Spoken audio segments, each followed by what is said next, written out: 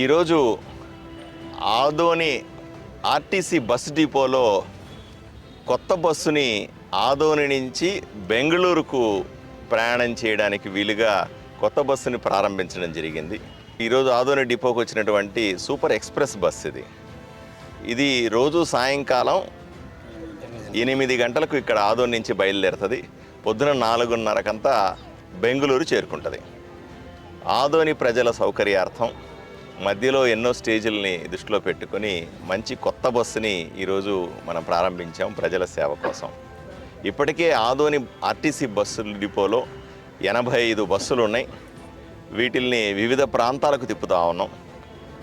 బస్సుల్ని రెగ్యులర్గా మెయింటైన్ చేయడానికి స్టాఫ్ తగినంత మంది మెయింటెనెన్స్ సంబంధించినటువంటి లేదా మెకానికల్కి సంబంధించిన స్టాఫ్ కూడా ఇక్కడ ఉన్నారు.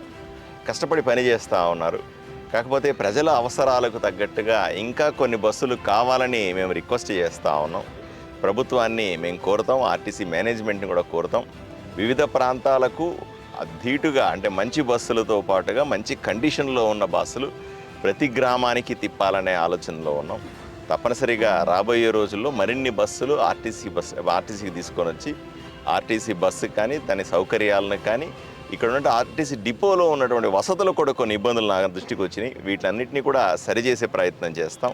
ప్రజలకు మరింత మెరుగైన సేవలు అందించడానికి ముందుంటామని తెలియజేస్తా ఉన్నాను.